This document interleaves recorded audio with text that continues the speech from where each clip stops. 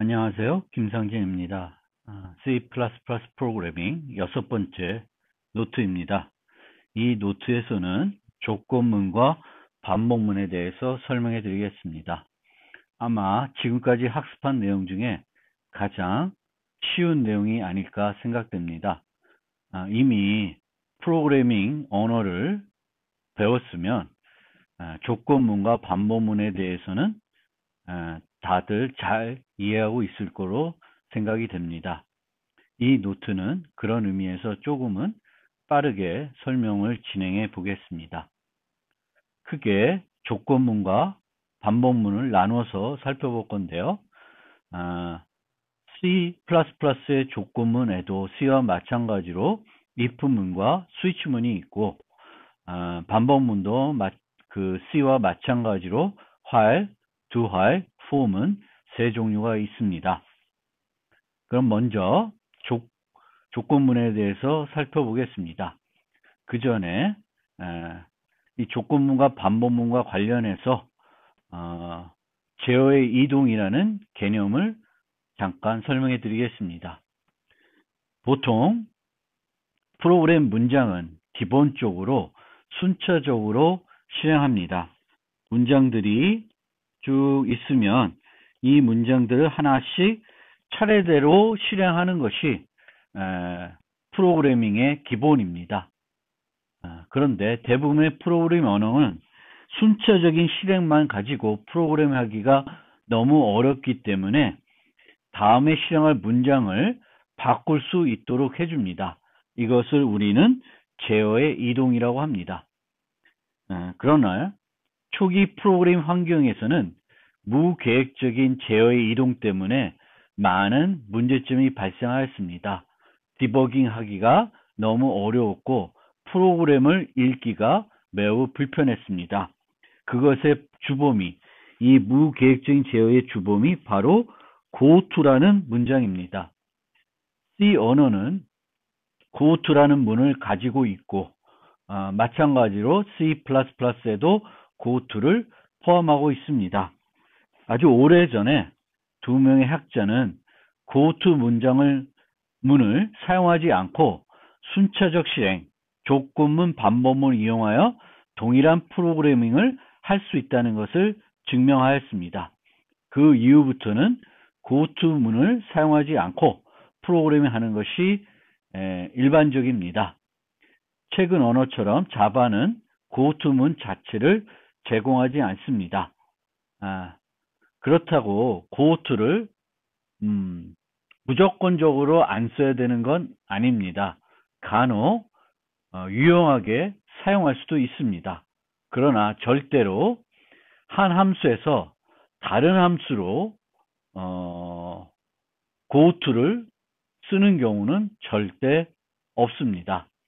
한 함수 내에서, 특히 다중 반복문 내에서 반복문을 종료하기 위해서 간혹 goTo문을 사용합니다. 또 프로그램의 실행을 조금 더 빠르게, 또 알고리즘의 구성을 조금 더 단순화시키기 위해서 프로그램 경시대회에 통과된 소스들을 보면 간혹 goTo문을 사용하는 경우도 있습니다. 자, C++는 앞서 말씀드린 대로 두 종류의 조건문을 제공하고요. 이 두 가지 조건문 중에 if가 기본 조건문이라고 이해하시면 되겠습니다. 스위치문이 없어도 if문만 있으면 동일한 프로그래밍을 할 수 있습니다. 반복문은 세 종류가 있는데 이 중에 기본은 while문이라고 생각하시면 됩니다. while문 하나 가지고 모든 반복문을 작성할 수 있습니다. 죄송합니다. 이런 조건문과 반복문 외에 제어의 이동을 할 수 있는 요소들이 프로그램 내에 있습니다. 함수 호출, 그리고 함수의 종료 후 되돌아오는 것도 제어의 이동이라고 할 수 있고요. break, continue, goTo도 제어를 이동하게 하는 분기문입니다. C++의 if문은 C와 형태적 차이는 없지만 조건식의 평가 결과가 불로 해석된다는 점에서 약간의 차이는 있습니다. 이런 조건식들의 최종 결과는 true 아니면 false입니다. 물론 C++는 C를 포함하고 있고 C에서는 불 타입이 없었기 때문에 if 요 조건식이 정수 값이어도 불로 자동 변환을 하지만 이전 C와 동일하게 이 정수 값의 결과가 어떤 식의 결과가 0이면은 false, 0 이외의 수는 true로 자동 변환을 해주니까 그렇게 이해하시면 되겠습니다. 따라서 n이 정수 변수일 때 if n을 사용하는 경우 이 n이 0이면 false로 자동 변환이 돼서 평가가 되고 0 이외의 값이면 true로 평가가 돼서 처리가 됩니다. 포인터이면 그리고 만약에 일반 정수가 아니라 포인터이면 그 값이 null 피탈이면 false로 나머지는 true로 평가가 됩니다. 그래서 int pointer p라는 변수가 있을 때 if p 이렇게 되면 p가 null 피탈이 아니면 참, null 피탈이면 false로 평가가 됩니다. 조건식을 작성할 때 가장 많이 하는 실수는 우리가 비교식을 이용해서 조건식을 작성하는 경우가 많은데 가장 많이 하는 실수는 요 연산자 대신에 요 연산자를 사용해야 되는데 요 연산자를 사용하거나 이것을 사용해야 되는데 얘를 사용하는 경우, 얘를 사용해야 되는데 이걸 사용하는 경우, 또 거꾸로 이런 경우가 종종 있습니다. 그러면 이런 실수는 어떻게 줄일 수 있냐면은 기본적인 가장 쉽게 생각할 수 있는 예시를 이용해서 테스트를 해보는 겁니다. 예를 들어서 프랑스 국기를 그려야 된다. 프랑스 국기는 직사각형 형태로 봤을 때 3등분해서 맨 이쪽은 파란색, 중간은 하얀색, 이쪽은 빨간색으로 칠해야 됩니다. 만약 이때 폭이 주어지고 좌표가 주었을 때 그 좌표에 해당되는 부분은 특정한 색깔로 칠해야 된다 라고 하면 요 식을 어떻게 세워야 될까요? 이때 이 width라는 정보가 들어오는데 먼저 width를 3의 배수로 고정해 놓고 생각해 볼 필요가 있습니다. 그러면 3의 배수라고 했을 때 식을 어떻게 세워야 되는지 생각을 해 봅시다. 9이면 폭이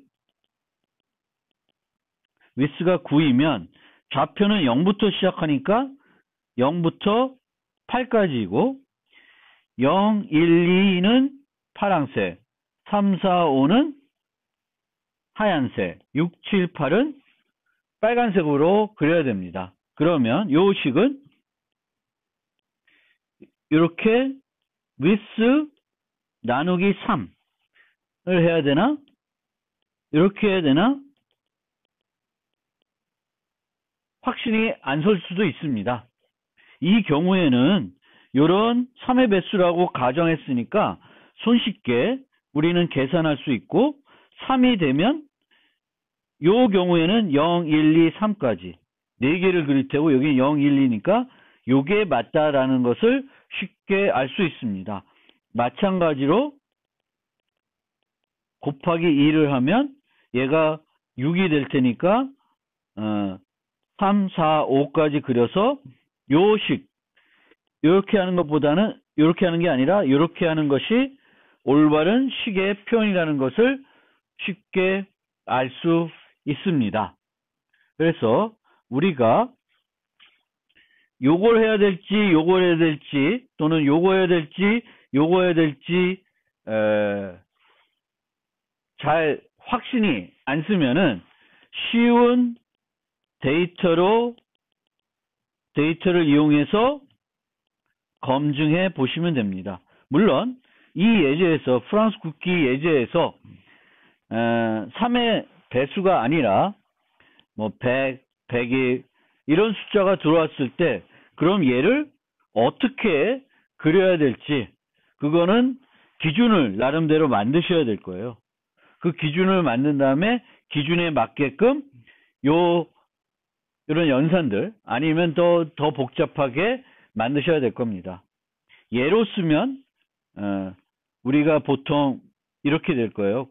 333을 나누고 그 다음에 334, 344 이런 형태대로 요 식을 아까 동일하게 쓰면 3의 배수가 아닐 때는 이런 식으로 될 겁니다. 그래서 그것들은 여러분들이 기준을 세우고 그 기준대로 잘 동작하는지를 살펴보면 돼요. 이때도 9일 때, 10일 때, 11일 때 이런 세 가지 정도로만 테스트해 보면 전반적으로 어떻게 식을 세워야 될지 판단하실 수 있을 것입니다. 자, 우리가 이런 조건문, 또 조건문이 아니더라도 코드를 작성할 때는 가독성 있게 작성을 해야 됩니다. 그런데 가독성 있게 작성하든 그렇지 않든 컴파일러는 주어진 코드를 번역할 수 있어야 되겠죠. 그러기 위해서는 기준들이 있을 거예요. 번역하는 기준들. 그때 이 else는 어떻게 기준을 삼으냐 하면은 가장 가까운 if와 연관시킵니다. 이렇게 써 있을 때 이 if와 연결할 수도 있고 예왕도 연결해서 해석할 수 있는데 요 else는 컴파일러 기준에 의하면은 얘와 가장 가까운 애와 연관이 된다. 그래서 이렇게 우리가 작성하면은 이런 식으로 해석이 됩니다. 하지만 항상 말씀드리지만 프로그램의 작성에서 가장 중요한 것 중 하나는 가독성 있게 작성하는 거예요. 그래서 특히 이런 조건문, 반복문을 작성할 때는 필요가 없다 하더라도 중괄호를 사용해서 프로그램 하는 것이 좋습니다. 나중에 그 어떤 코드를 추가하더라도 중괄호를 그 뒤에 붙이는 것보다 미리 붙여놓는 것이 더 효과적이라고 주장하는 분들도 있습니다. 그래서 그것도 여러분들이 참고해 주시면 좋겠습니다. 그리고 이런 조건문은 이제 그 if와 스위치만 있는 것이 아니라 사망 연산자인 선택 연산자도 있습니다. 그래서 그 C++에 있는 연산자 중에 유일하게 사망 연산자가 요거 하나 있고요. 이 연산자의 우선순위는 대입 연산자와 동일합니다. 요것과 얘가 동일하니까 요거는 이쪽 방향이에요. 거꾸로예요. 대입은 그 결합 순서가. 그래서 조건식을 먼저 평가한 다음에 대입을 평가하게 됩니다. 이 선택 연산자는 보통 이런 형태의 조건문을 간결하게 표현할 때 많이 사용됩니다. 어떤 조건의 결과에 따라서 특정 변수에 대입하는 값이 다를 경우에는 이렇게 if문을 쓰는 것보다는 이렇게 간결하게 사용하는 것이 일반적입니다. 그래서 이런 if문이 있으면은 이렇게 우리가 바꿔서 사용할 수 있습니다. 이 경우에 제대로 된 문장이긴 하지만 한 가지 문제점은 있습니다. 어떤 문제점이 있냐면은 만약 x가 int min이면 즉 마이너스 중에서 가장 작은 값이면은 그것을 마이너스 x 하면은 대응되는 플러스가 없기 때문에 오버플로우가 발생하게 되겠고, 그러면은 마이너스를 했음에도 불구하고 여전히 음수를 가지고 있게 됩니다. 그래서 이런 간단한 것들도 우리가 이 x의 범위에 따라서는 동작을 제대로 안 할 수 있다. x의 값에 대해서는 안 할 수 있다는 것을 늘 우리가 프로그램할 때 생각을 해 주셔야 됩니다. 그리고 이런 형태의 if문은 이렇게 잘 바꿔서 사용하시는데, 이렇게 이런 직관적인 형태가 아닐 때에도 우리가 조건식을 사용할 수 있습니다. 그래서 이렇게 이런 식으로 이 조건에 따라서 출력하는 문자열을 달리할 때도 이런 식으로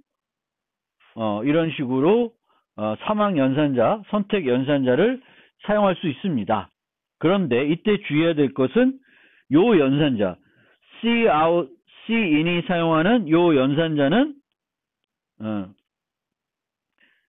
원래는 산술 이동 연산자고, 산술 이동은 곱하기 나누기 2라는 개념이 있기 때문에 산술 연산자로 분류해요. 비트 연산자가 아니라. 그래서 우선순위가 제법 높습니다. 따라서 요거를 여기에 같이 쓸 때는 이 가로가 반드시 필요합니다.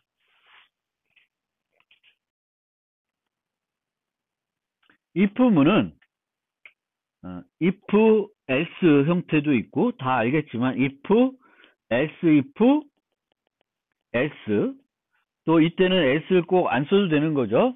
이런 식으로 if문을 작성할 수 있고, 이런 형태의 if문을 우리가 다중선택 if문이라고 합니다. 다중선택 if문은 일련의 if문으로도 동일한 동작하도록 작성을 할 수 있습니다. 이것과 이것은 차이는 없습니다. 결과를 놓고 봤을 때. 하지만 효율성 측면에서는 차이가 있습니다. 요 일련의 if문은 항상 무조건 3번 비교가 이루어집니다. 하지만 이 경우에는 그레이드가 A면은 한 번만 비교가 이루어지고, 그레이드 B면 2번 비교만 이루어집니다. 따라서 같은 것이라면은 일련의 if문보다는 다중선택 if문을 사용하는 게 효과적이고요. 또 하나, 데이터를 우리가 처리하는 데이터의 특성을 알고 있으면은 프로그램하는 방법에 따라서 효율을 높일 수 있습니다. 예를 들어서 성적이 우수한 학생들이 많은 경우, 얘를 반복문을 통해서 처리한다고 했을 때에는, 성적이 좋은 학생들이 많을 때는 이렇게 하는 것이 효과적이고, 성적이 나쁜 학생들이 많을 때는 이렇게 하는 것이 효과적입니다. 하지만 우리가 사전에 데이터가 어떤 특성일 것이라는 것을 예측하는 것은 쉽지 않습니다. 따라서 그럴 경우에는 데이터를 예측하기보다는 가독성이 높은 쪽으로 프로그램하는 것이 좋고, 보통은 이렇게 ABC 형태대로 직관적으로 우리가 프로그램을 그렇게 작성하겠죠. 따라서 가독성이 높은 형태대로 프로그래밍 하는 것이 더 중요합니다. 그 다음에 스위치문. 어떤 종류의 if문은 if문으로 작성하는 것보다 스위치문으로 작성하는 것이 더 효과적입니다. 그래서 어떤 변수를 어떤 값하고 비교를 연달아 해야 되면은, 이런 어떤 요 값을 얘랑도 비교하고 따라서 해야 되는 일이 다르면은, 그럴 경우에는 이제 스위치문을 사용하는 게 더 간결할 수 있습니다. 스위치문은 여기에 있는 그 표현식의 결과와 요 케이스절에 있는 요것과 비교를 해서 일치될 경우에는 요 케이스절을 실행합니다. 그런데 CS도 마찬가지로 요 케이스절에 나열할 수 있는 상수는 정수 계열의 상수입니다. 그래서 정수값들, 문자들, 이런 것들, 또 열거형, 올 수 있습니다.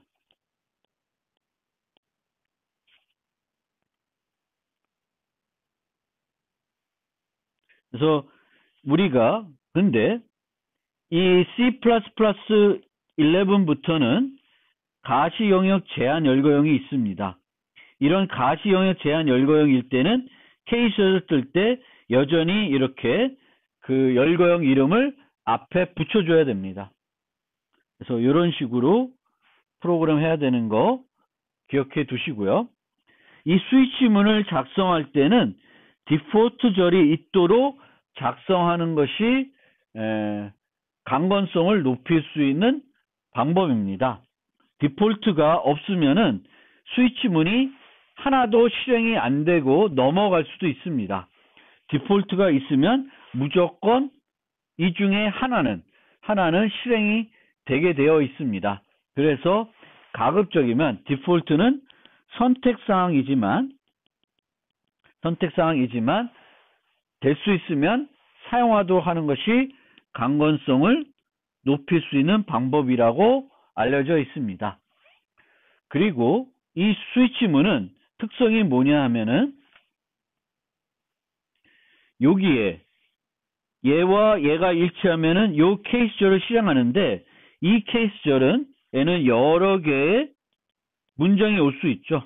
그런데 우리가 여러 개의 문장들이 하나의 절을 구성하면 어떤 단위를 구성하면은 중괄호로 묶어주는 게 C++의 기본입니다. 그런데 이렇게 묶어주지 않는 유일한 케이스가 바로 케이스절입니다. 케이스절은 여기에 문장들이 여러 개 온다고 해서 중괄호로 묶어줄 필요가 없습니다. 그런데 요 스위치절에 있는 표현식과 요 케이스절에 있는 상수가 일치했으면은 요 케이스절에 있는 문장들을 차례대로 실행을 해줘요. 그런데 끝에 브레이크가 있거나 아니면 함수를 종료시키는 리턴문이 없으면은 그 다음 케이스절을 바로 또 계속 실행을 해줍니다. 이 현상을 우리가 영어로 for through라 그래요. 그리고 이 for through를 의도적으로 일부러 사용하지 않아서 더 간결하게 프로그램할 수 있는 경우가 많이 있습니다. 그리고 이 for through를 활용할 수 있을 때 그 스위치문을 사용하는 게 가장 어떻게 보면은 간결하고 효과적인 방법이 되겠습니다. 이런 스위치문을 if문으로 바꾸라 그러면은 상당히 짜증날 겁니다. 따라서 이런 경우가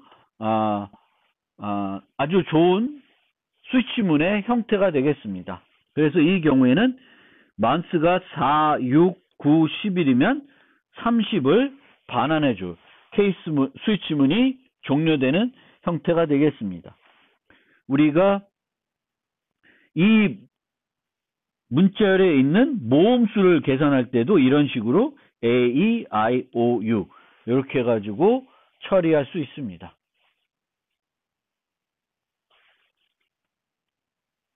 조건문 작성 팁입니다. 조건문은 우리가 이런 조건식이면 true일 때는 요걸 실행하고 거짓일 때는 요걸 실행하는 경우죠. 그러면 참일 때는 뭘 실행해야 되고 거짓일 때는 뭘 실행해야 되는지 분석을 잘 해야 됩니다. 만약에 이런 식으로 문장을 작성하면은 이 경우에는 거짓일 경우에는 아무것도 안 하는 거죠. 참일 때만 요걸 하는 거예요. 그러면은 이런 경우에 작성할 때는 거짓일 때 실제 진짜 아무것도 안 해야 되는지 면밀히 살펴봐야 돼요. 특히 조건이 복잡할수록 더 살펴봐야 될 게 많죠. 예를 들면 이렇게 C1 and C2라고 했다.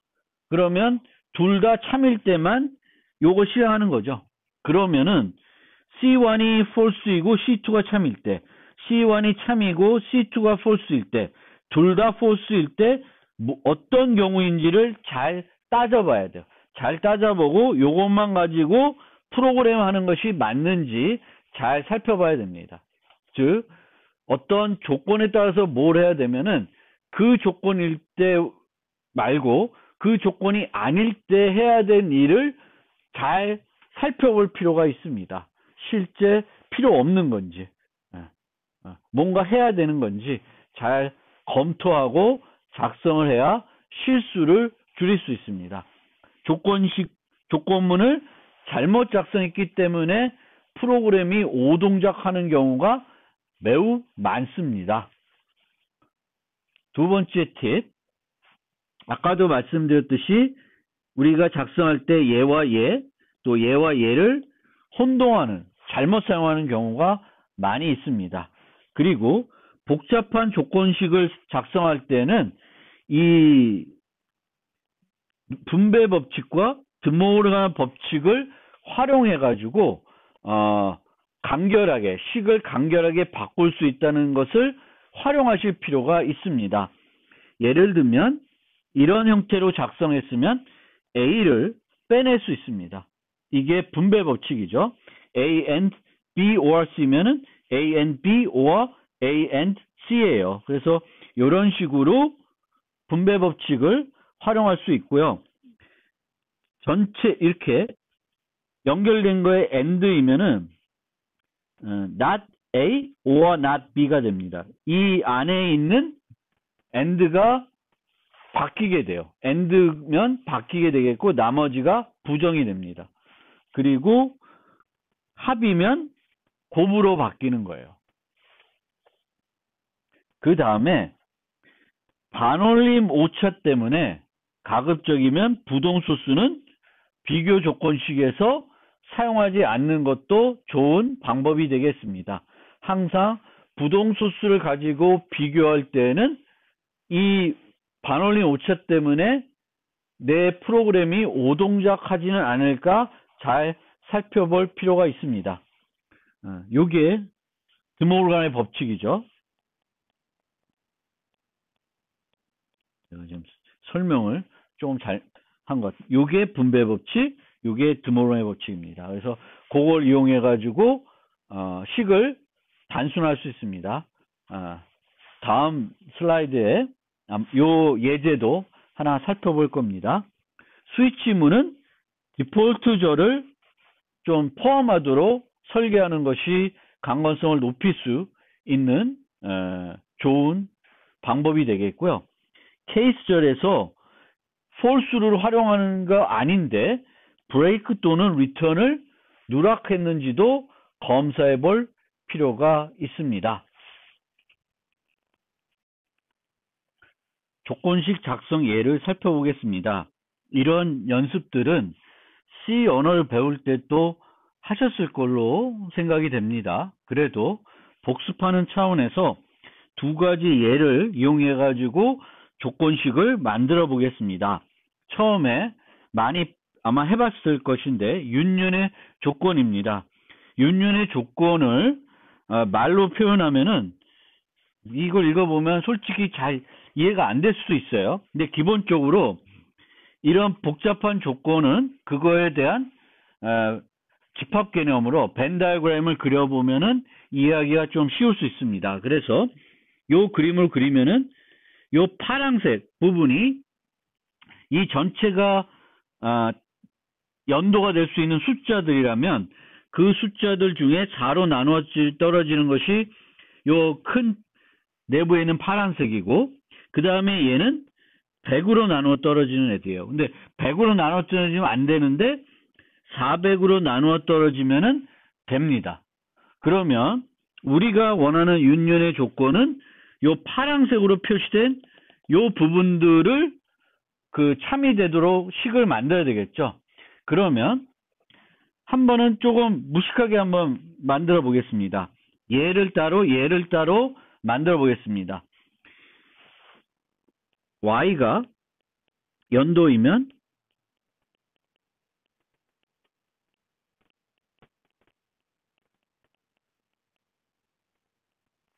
이렇게 하면 4로 나누어 떨어지고 100으로 나누어 떨어지지 않는 거. 그러면 요 부분이 되죠. 그쵸? 그러면 요 안쪽 거는 그냥 y 모드 400은 0에 해당됩니다. 그러면은 얘와 얘를 결합하려면 합을 하면 돼요. 그런데 합을 하기 전에 얘를 어떻게 표현할 수 있냐면은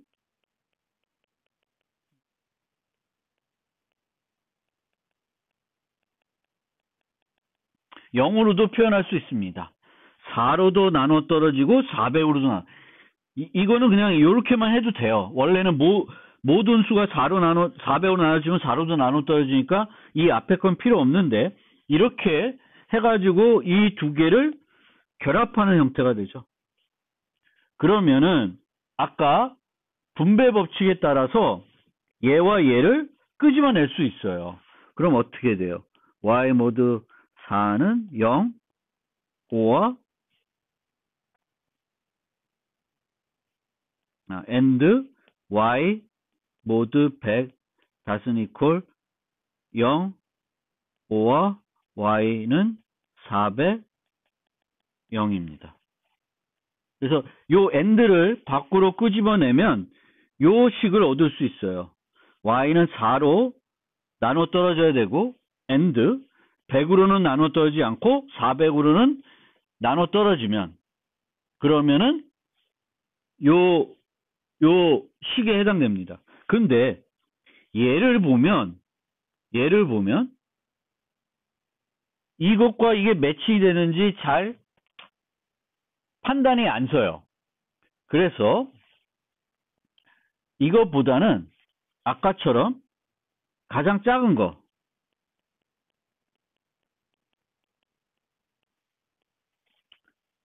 요거죠. 그리고 합이니까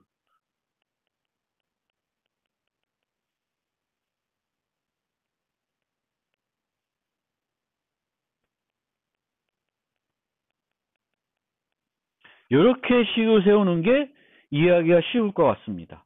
400으로 나눠 떨어지면 무조건 윤년. 400으로 나눠 떨어지지 않을 경우에는 4로 나눠 떨어지고 100으로는 안 나눠 떨어지면 윤년에 해당되겠습니다. 그래서 이렇게 식을 세울 수 있고 아까 요약된 식은 어떤 형태였냐면은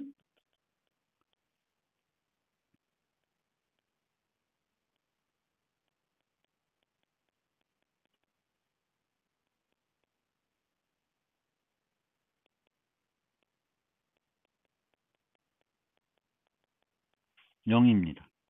그러면 이 식과 이 식을 보면 어떤 게 더 이해하기 쉬운지 여러분들이 한번 판단해 볼 필요가 있습니다. 저는 이 식이 더 간결한 것 같고 이해하기가 제가 이해하고 있는 머릿속 직관적으로 이해하고 있는 것과 잘 맞아떨어지는 것 같습니다.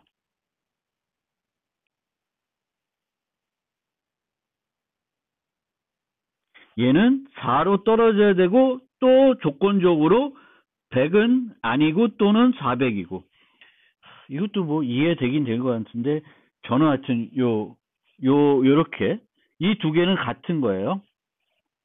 그래서 이런 식으로 다이어그램 작성하고 이 필요한 요 부분에 하고 요 부분을 구해서 합을 하시면 된다. 그리고 이 합하는 과정에서 분배 법칙을 활용하면은 식을 간결하게 만들 수 있습니다. 두 번째 예를 살펴보겠습니다. 두 번째 예는 획득한 점수와 획득한 아이템 수, 죽인 적의 수에 따라서 라운드 통과 여부를 결정해야 됩니다. 통과했는지 안 했는지를 판단해 달라. 그런데 failed, 그러니까 성공했는지 안 했는지를 알려준 거야. 그러니까 실패했을 때 참을 돌려줘야 됩니다. 그러면 어떻게 이 식을 작성할 수 있냐면 얘가 만족해도 통과, 얘가 만족해도 통과예요. 그러면 그거를 작성해 보면 첫 번째 조건은 and items obtained 7개. 그리고 두 번째 조건은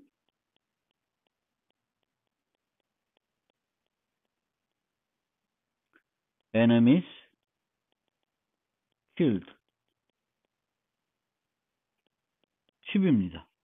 그리고 요 조건, 요 조건이 또는이죠. 얘 만족해도 통과, 얘 만족해도 통과입니다. 그러면 이 식을 요 앞에는 같으니까 분배 법칙으로 묶을 수가 있죠. 그러면 round score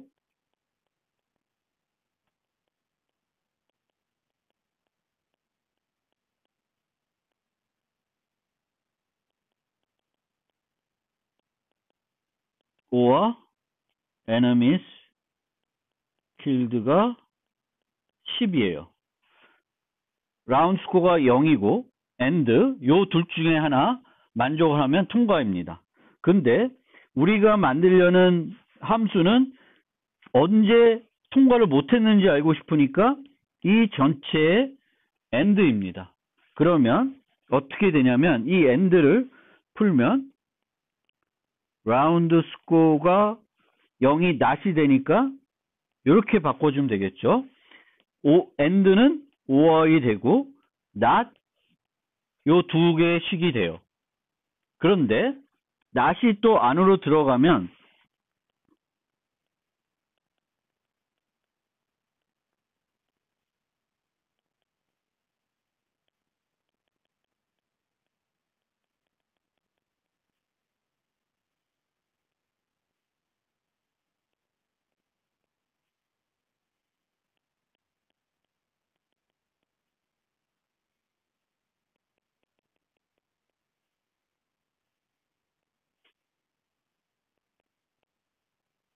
이렇게 되는 겁니다.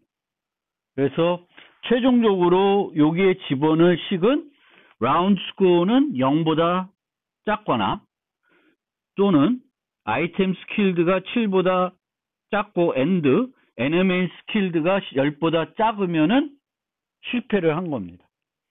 라운드의 스코어가 0보다 작으면 무조건 실패고 0보다 크더라도 아이템 스킬드가 7보다 작고 enemies 아이템 스킬드가 아니라 아이템스 옵테인드죠. 아이템스를 획득한 아이템 수가 7보다 작고 죽인 그 적의 수가 10개보다 작으면은 실패한 것이 됩니다. 그래서 이런 식으로 우리가 식을 세워가면서 점차적으로 간소화시켜서 최종적으로는 이런 식으로 만들어서 코딩을 하면 간결하게 그 조건식을 만들 수 있습니다. C++ 17에는 조건문에 새로운 문법 기능이 추가됐습니다. 그래서 이건 뭐냐면은 우리가 보통 반복문에는 이런 식으로 for문의 경우에는 여기서 이 반복문에서 사용할 제어 변수를 선언할 수 있었고 이렇게 선언하게 되면 이 i의 가시 영역은 요 안으로 제한돼요. 요 i는 요 for문 내에서만 유효한 변수가 됩니다. C+17에서는 조건식에도 그런 변수를 선언할 수 있게 해줬습니다. 그리고 이 스코어는 if문 내에서만 유효한 변수가 되겠습니다. 가시 영역을 조건문 내로 제한할 수 있다. 스위치문에서도 가능합니다. 그래서 이 두 가지 기능이 이제 C++17의 if문에 추가가 되었습니다.